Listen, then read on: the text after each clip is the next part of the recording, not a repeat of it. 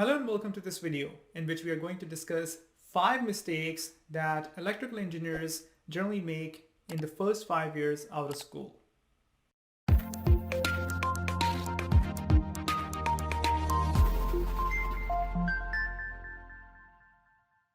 Mistake number 1, overlooking technical skills by not taking challenging assignments.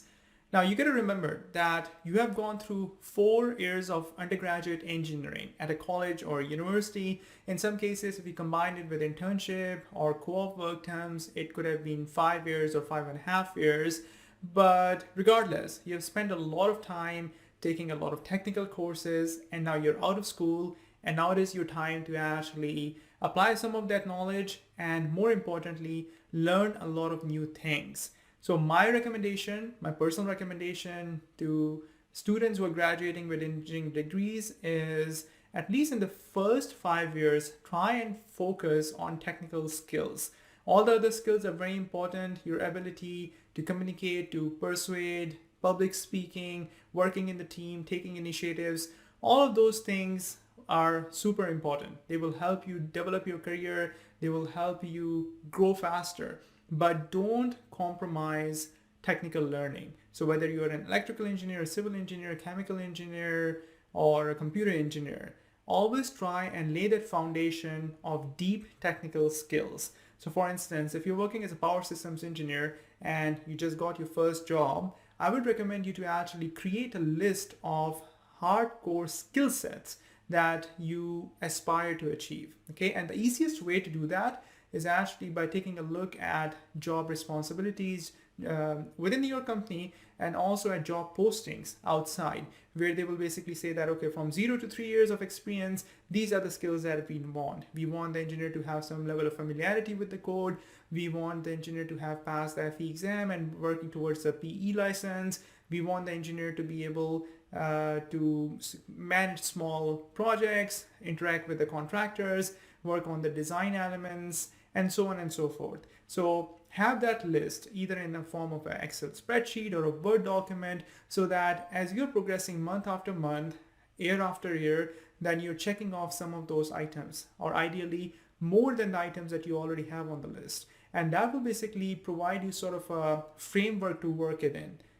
And if you find that your current assignments are not challenging enough, then supervisors and managers really like it when someone says that, okay, you know what, this is too easy for me, or I think I have a good handle on this and this is what I want to learn. That will very practically show initiative.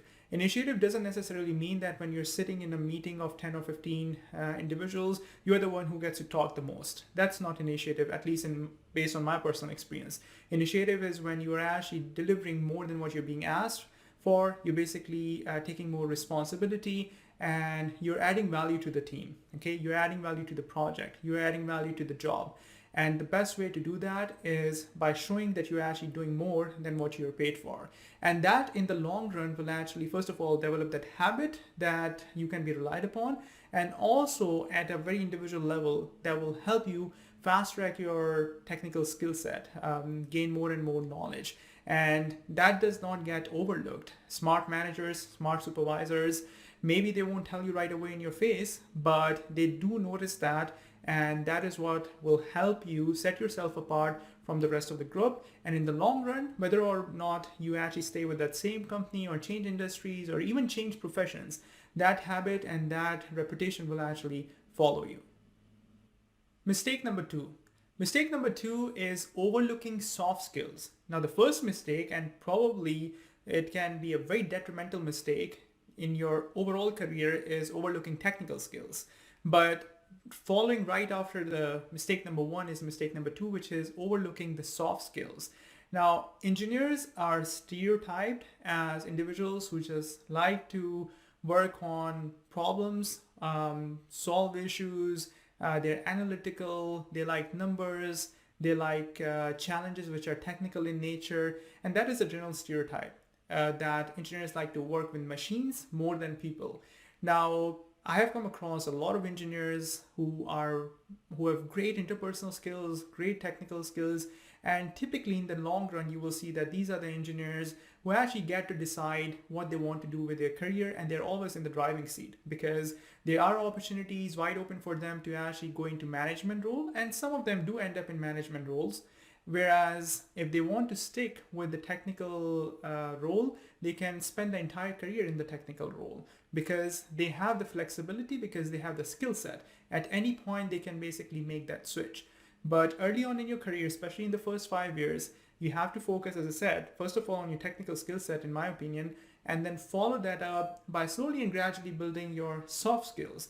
So, for example, a few soft skills that I can mention right away is ability to do public speaking. Okay, and public speaking doesn't mean that you actually have to go about try and take classes. Obviously, all of that will help, but look for opportunities where you can make presentations, where you can represent your team, where you can speak on behalf of a group, and all of those small things will add up. Regardless of whether you're classified by your peers, by your family or friend as extrovert or introvert, it is a skill that anyone can learn. I know a lot of people who on the surface would appear as introverts, and maybe they are very quiet and reserved in their interpersonal interactions, but when they get up on a stage, or when they get on a forum or a platform where they have to speak in front of 20, 30, 40, 50, even 100 people, they completely switch because it's a different skill set. Public speaking is very different from one-on-one interaction,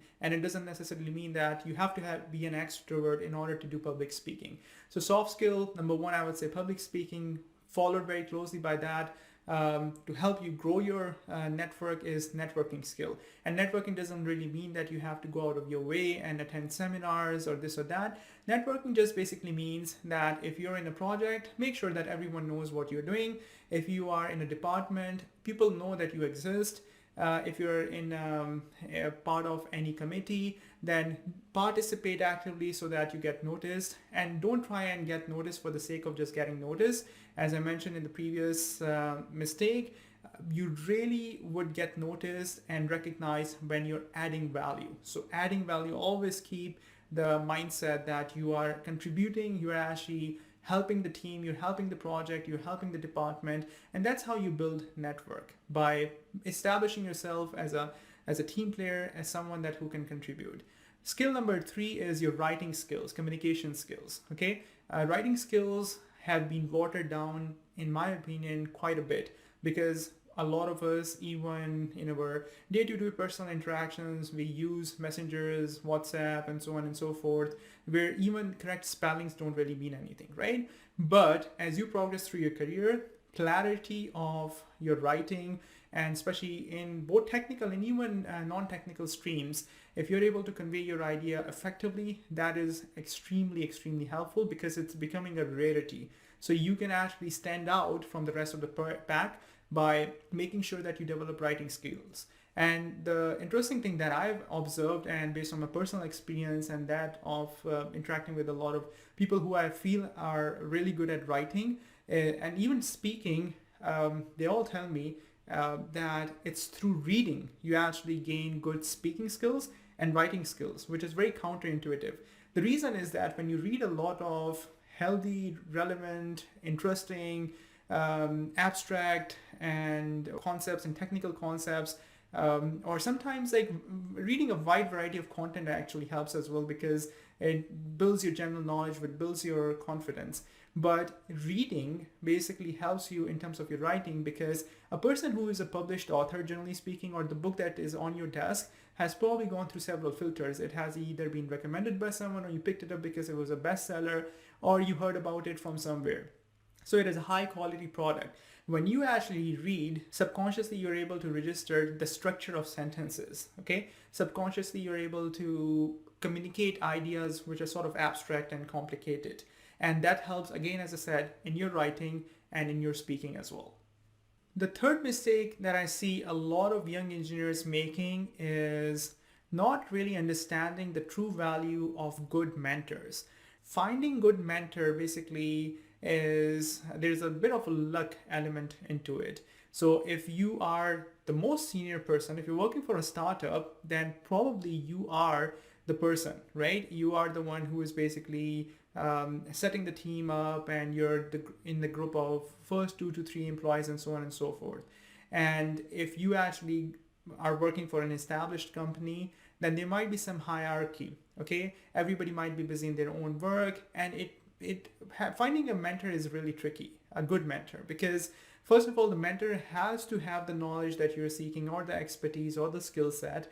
And secondly, the mentor has to be willing to share that. Okay, so the message I want to give you is that always keep an eye open, okay, and always be receptive, always be humble, always show interest in learning, and sooner or later you are going to come across 1, 2, or 3 individuals who would basically fit that profile. That is, they're good at something that you want to learn from them, and they're willing to share. Okay, but before any of that happens, you have to be actively seeking great mentors, good mentors. Okay, and for that you have to show humbleness, you have to show politeness, and you have to show that you are keen to learn. Okay, if you go in with an attitude that I know everything or I can figure it out, I know we live in the world where information is at our fingertips. But remember, especially for a profession like engineering and even medicine and even law, to be honest, a lot of these professions, by definition, they're professions because acquiring this knowledge is difficult, and that's why they're self-regulated. So when you go through medicine, a medical program, a fair number of years are actually spent while working under an MD, under a specialist, when you're doing your residency. And the whole idea is that you're studying the theory and all the textbooks, but your real training really happens when you're working under the wing of a specialist or a medical doctor. Same is true for professional engineers. That's why they have 4 years experience requirements, right? But if you are able to actively and consciously seek out those individuals who have the skill set and are showing the willingness to help you, then that will really fast track your career growth.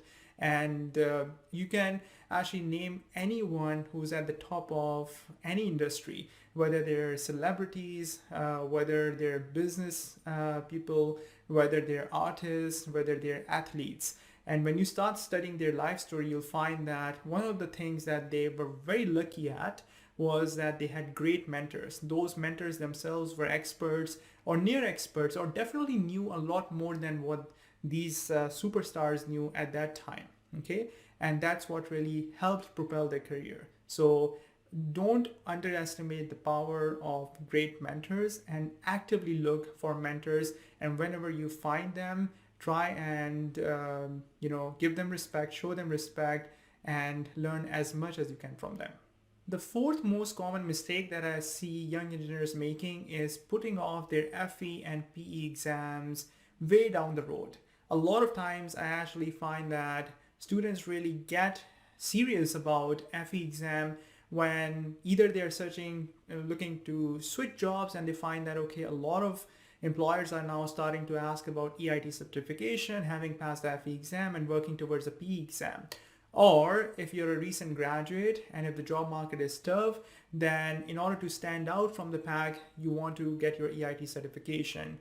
Or if you're already employed and you want to stay with the same employer, you realize that, okay, in order for you to get promoted or go from this level to this level, you have to get your EIT certification and then eventually your PE license. So typically when you put all of these things on a timeline, then most of these events would occur at 3, 4, 5, or maybe even 7-year mark. For the first 5 years, 3 years, or 7 years, you're coasting through your career and everything is good. As soon as the requirement for FE and PE appear, that's when students become reactive and they actually try and get onto the bandwagon of FE and PE license in their opinion, right? But you have to be proactive. That is one of the greatest skills that you can have as an engineer. Okay, and to be honest, as a human being, if we are more proactive about our health, about our relationships, about our career, then things are going to fall in the right places. But if we are always in a reactive mode,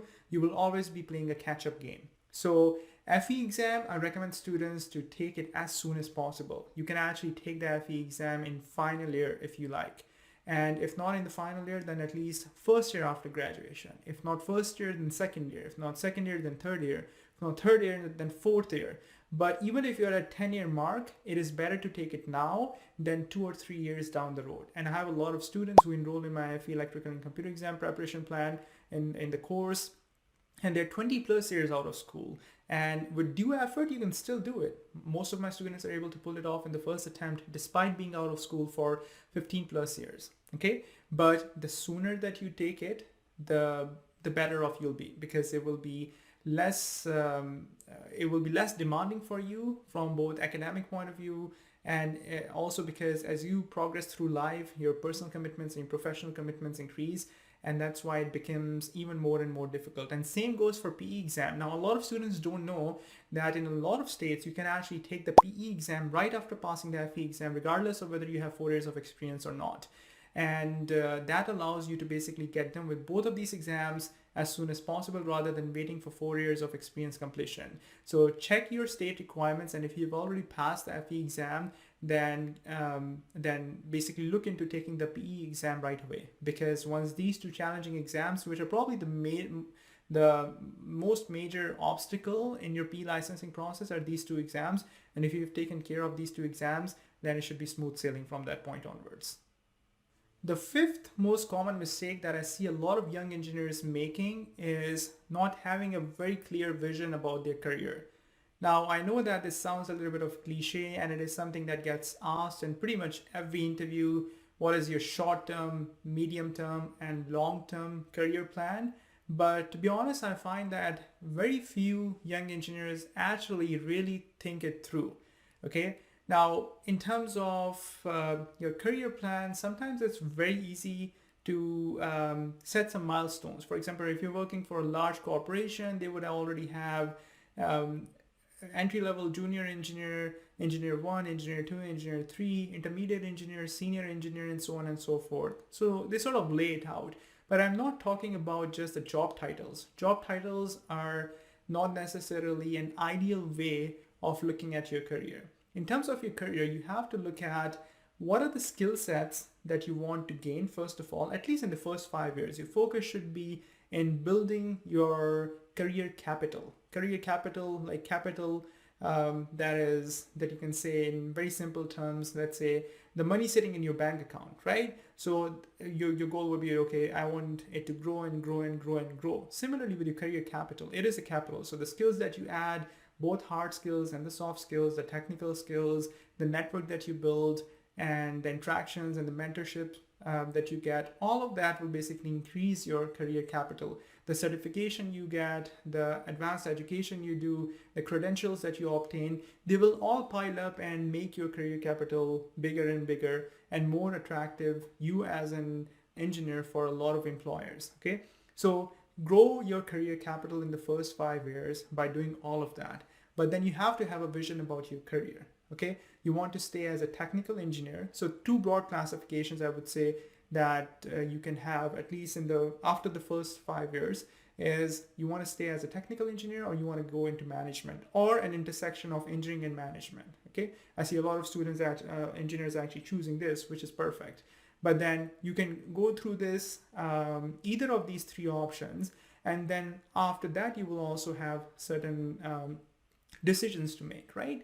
So for the first 5 years, focus on developing the skill set. After that, focus on how you want to spend your next 5 to 7 to 10 years, okay? And then at that point, you would have enough experience and some very unique opportunities should start presenting themselves, okay? Both from your professional point of view and then maybe because of your life events. So if you want to, once you've developed X number of years of experience, and you become a specialist, then maybe you can even start your own consulting. Or if you want to stay in a corporate world, then you have enough wins along the way in your career, you can get into some business development role, or you can be a subject matter expert at a very narrow or maybe a couple of areas within your industry. So all of these things, you have to sort of lay them out on a piece of paper, in my opinion, and then work towards it, because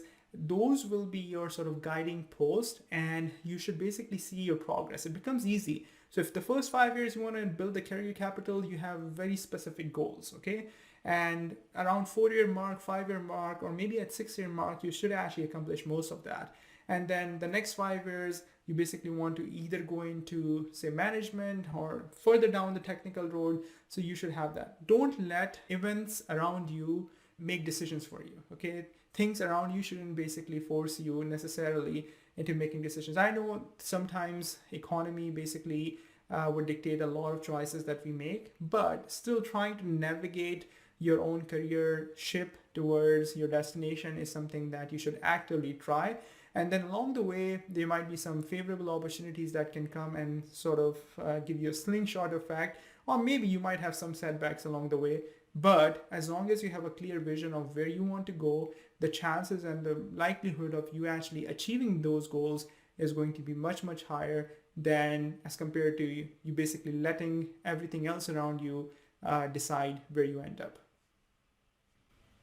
At the end, I would like to do a very quick recap of the 5 mistakes that we've discussed and the solutions to addressing those mistakes. The first one is not focusing enough on the technical skills.